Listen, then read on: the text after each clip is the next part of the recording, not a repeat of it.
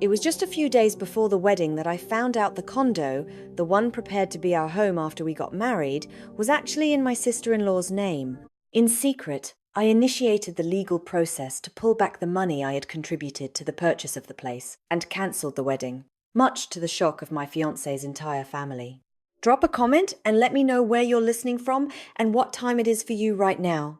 I'd love to know who's part of our community. I stood in the sunlit lobby of my Chicago architectural firm, staring at the official property records I had requested just 20 minutes earlier. The name on the deed to our dream condo was not mine. It was not Jason's. It belonged to Megan, his younger sister. I rubbed my eyes, perhaps expecting a surge of despair, but there was only absolute clarity. I did not cry. I did not call him to demand an explanation. Anger was not loud this time. It was entirely clinical. This was not a breakdown. It was a balance sheet. I walked back to my desk, sat in my ergonomic chair, and opened my laptop. My fingers moved over the keyboard with the precision of drafting a new blueprint. First, I accessed our shared cloud drive. Every wedding vendor contract, every joint itinerary, every design file I had meticulously curated for the condo interior was highlighted and deleted. I permanently emptied the trash bin. Next, I logged into my banking portal. The escrow transfer of $95,000 was still pending, scheduled to clear by the end of the business day. I clicked cancel. The screen refreshed, confirming the funds were safely locked back in my sole account. Finally, I drafted a formal request to my personal accountant to initiate a complete legal audit of all my shared finances with Jason. People often wonder how a smart, educated woman fails to see the warning signs. How does a senior architect miss the structural flaws in her own relationship? The truth is, manipulative partners do not trap you with chains. They build a psychological cage out of the word us. From the very beginning, Jason framed everything as a collective effort. It was our home, our life, our shared future. When you are systematically conditioned to view every sacrifice as a joint investment, your individual self-preservation instincts shut down. You bypass your own critical thinking because questioning the logistics feels like a betrayal of the partnership. It is a brilliant, invisible trap. You believe you are pouring concrete for a shared foundation, but you are actually just handing over the deed to your own autonomy. I had been operating under the illusion of a partnership, while Jason and his family were running a highly profitable acquisition strategy. The $95,000 was never meant to secure our future. It was a calculated subsidy for his sister. By 12:15 in the afternoon, my exit strategy was fully operational. The magnitude of the betrayal required a hard look at the ledger of our last 4 years together. I had been the silent investor in their version of family. When Jason wanted to launch his own tech startup 3 years ago, he did not go to a bank. He came to me, armed with grand promises and glossy charts showing our projected wealth. I believed in his vision so deeply that I co-signed the initial loans. But that was not enough. When his cash flow dried up, my parents stepped in. They were hard-working, modest people who believed in supporting family. They liquidated $80,000 from their retirement portfolio to keep Jason's dream afloat. They handed over their security because they thought they were investing in their future son-in-law. Looking back, I realized that my love had been treated as a subscription service, with me constantly footing the bill. While I worked 60-hour weeks at the firm to ensure our baseline bills were paid, Jason played the role of the visionary executive. But behind closed doors, I was not treated as an equal partner. I was treated as a project assistant in my own relationship. I managed his calendar, organized his mother Sandra's elaborate holiday parties, and balanced his books. I did the invisible labor that kept his life running smoothly, assuming it was all an investment in our shared future. Whenever I brought up my own career milestones or asked for support, Sandra would quickly pivot the conversation back to Jason or Megan. My achievements were merely footnotes. When I earned my promotion to senior architect, Sandra offered a tight smile and immediately complained about how Megan's boutique needed more foot traffic. I was expected to be a limitless resource of time, money, and energy, with zero return on investment. The $95,000 for the condo down payment had been the ultimate extraction. Jason had convinced me that putting the bulk of my savings into the property was a smart move for our marriage. He claimed his family would handle the closing costs and administrative fees, painting it as a collaborative effort. Instead, they had orchestrated a quiet hijacking of my assets. They saw my kindness and my family's generosity not as gifts to be cherished, but as a corporate grant to be exploited. I had spent 4 years laying bricks for a house they fully intended to lock me out of. But they had severely underestimated the architect they were dealing with. They were not shocked by what they had done. They were going to be shocked that I had stopped playing along. The fallout from my cancelled transfer did not take long to register. At exactly 2:14 in the afternoon, my phone lit up with Jason's name. I let it ring. He called twice more in rapid succession, before leaving a frantic voicemail. I listened to it with detached fascination. He was not panicked because he feared losing me. He was panicked because the title company had notified him that the $95,000 wire had been pulled back. He called it a banking error. He begged me to call the bank immediately to fix the glitch so we would not lose the condo. 10 minutes later, a text arrived from Sandra. It read, "I just heard the bank made a mistake with your transfer. Please handle this quietly and quickly. You are ruining a beautiful moment for this family by dragging your feet. Call Jason immediately." I stared at the screen. The sheer audacity of her message was breathtaking. She was not apologizing for secretly registering my home in her daughter's name. She was reprimanding me for interrupting their theft. Instead of giving them the emotional reaction they expected, I placed my phone face down on my desk. This is where the psychological reality of betrayal truly sets in. When you discover that someone you love is fundamentally a stranger, the brain experiences a severe cognitive dissonance. It is the jarring collision between the person you thought you knew and the predator standing in front of you. Most people crack under this pressure. They demand answers. They scream.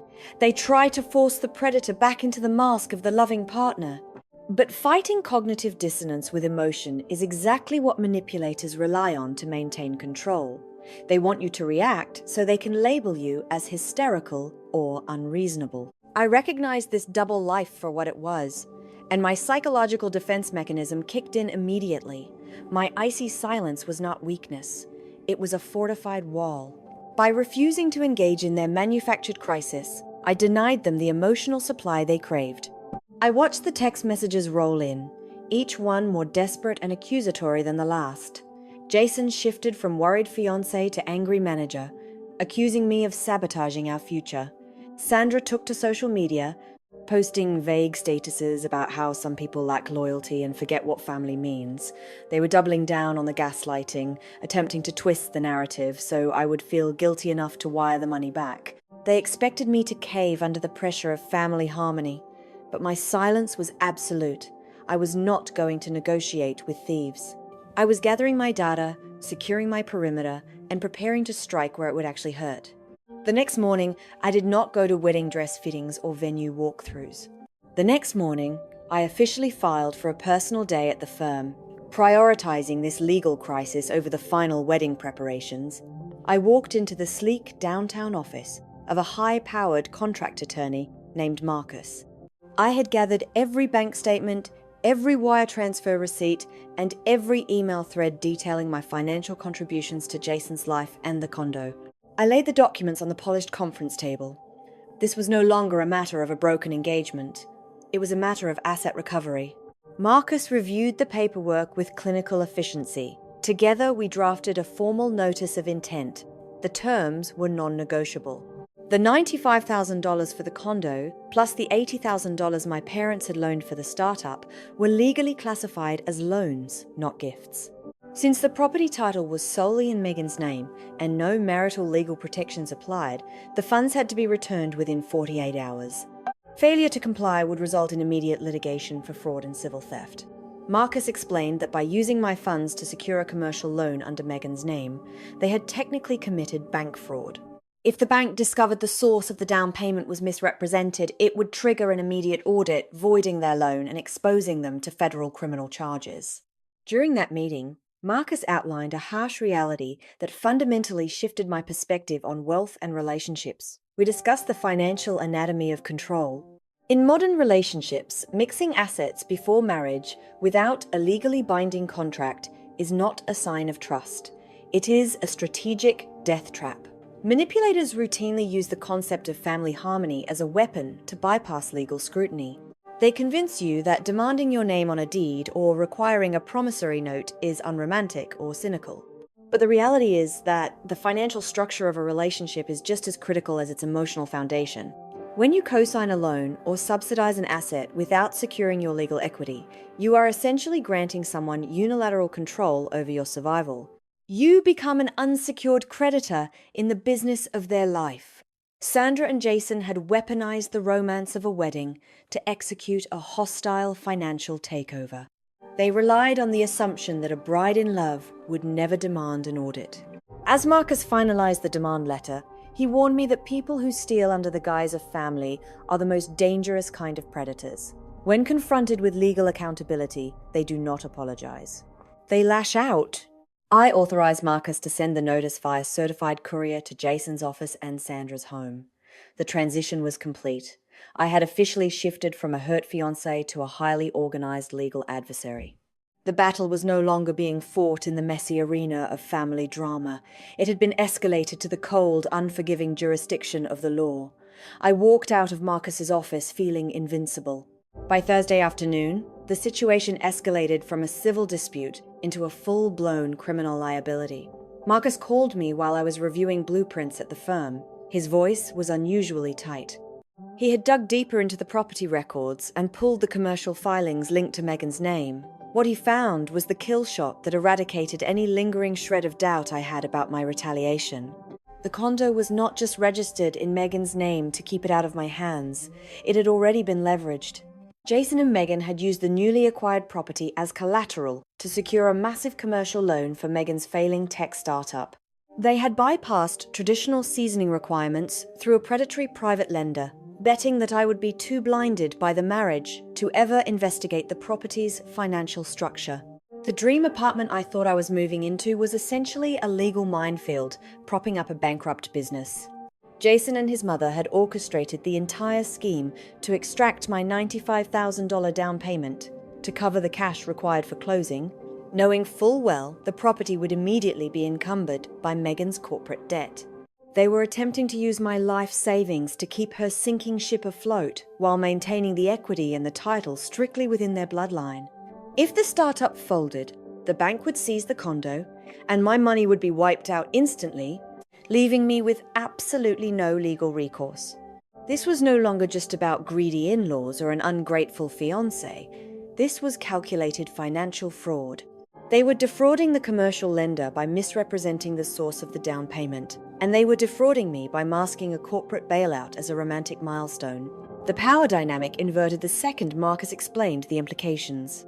I held the exact documentation needed to expose their fraudulent representations to the commercial bank. If I forwarded my wire transfer records and the emails where Jason explicitly stated the funds were for our primary marital residence, the bank would instantly recall Megan's commercial loan. It would trigger an immediate default, bankrupting her startup and likely leading to criminal fraud investigations for both Jason and his sister. They had built their entire fraudulent empire on the assumption that I would remain a docile, silent investor. They believed that the shame of a cancelled wedding would keep me quiet, but they had handed me the detonator to their financial ruin. I instructed Marcus to prepare the evidence package for the commercial lender. We would not just threaten them with a civil suit, we would hold their entire financial future hostage. The trap they had built for me was about to snap shut on their own necks. Saturday was supposed to be my wedding day. Instead of putting on a white dress, I wore a tailored charcoal suit. I drove to the upscale botanical garden venue where the ceremony was scheduled to take place. I did not go to stop the wedding. I went to deliver the consequences. I walked past the rows of empty chairs and straight into the bridal holding room. I walked past the rows of empty chairs, but as soon as Jason caught sight of me, he visibly panicked and rushed me into a private administrative office, desperate to keep the confrontation away from our guests. Jason, Sandra, and Megan were huddled together, arguing furiously. When the door clicked shut behind me, the room fell dead silent. Jason looked at me, his face pale and drawn. He took a step forward, his voice a desperate whisper. I know we have things to figure out, but you are here. Thank God we can fix this. Just call the bank and we can still walk down the aisle. I did not flinch. I reached into my leather briefcase and pulled out the thick manila envelope containing Marcus's demand letter and the drafted fraud report addressed to Megan's commercial lender. I dropped it on the glass coffee table. It landed with a heavy, satisfying thud. There is no wedding, I said, my voice steady and cold, but there is a deadline. You have exactly 48 hours to wire back every cent you extracted from me and my parents. If the funds aren't in my account by Monday, the entire file goes to the commercial fraud division of your bank. Sandra's haughty facade shattered instantly. Her eyes grew wide with terror as she looked at the documents. Claire, please, she begged, her voice trembling. You cannot do this. If the bank recalls that loan, Megan will lose everything. Jason will be ruined. We are losing everything. Please, have some mercy on your family. I looked at the woman who had spent 4 years treating me like an expendable resource. You aren't my family, I replied. And this isn't revenge. It is just accounting. You built a fraudulent house on my foundation, and now I am pulling the permits. Jason tried to reach for my hand, tears welling in his eyes. I love you. I never meant for this to happen. Goodbye, Jason, I said. I turned around and walked out of the room, leaving them to drown in the panic they had so carefully designed for me. I walked past the arriving guests, out the heavy oak doors, and into the crisp Chicago air. I blocked their numbers before I even reached my car. By Monday, at 9 in the morning, the full amount of $175,000 was wired into my account. They had to liquidate personal assets and secure high-interest emergency loans to meet the deadline, terrified that a fraud report would trigger an investigation into their other business dealings. The following weeks were a masterclass in watching a toxic system implode. Word of the cancelled wedding and the financial scandal leaked through our social circles. Jason's family was entirely ostracized. Megan's business eventually folded under the weight of its own debt, and Jason was left to manage the wreckage of his mother's ruined reputation. I relocated to a different firm in a new city, leaving their drama thousands of miles behind. I have come to realize that setting boundaries is not merely an act of self-defense. It is a profound declaration of self-worth. You are not responsible for maintaining the structural integrity of a house that someone else is building on your land without your permission. Society often pressures us to forgive, to keep the peace, and to absorb the cost of other people's betrayals in the name of love. But forgiveness is not always for the other person. Sometimes, executing cold, rational justice is the only way to set yourself free. I learned that you cannot negotiate with people who view your kindness as a weakness. You can only outmaneuver them. If you've ever had to walk away from someone who didn't respect you, share this video. Let's help others build their own foundations. Don't forget to subscribe for more stories of justice.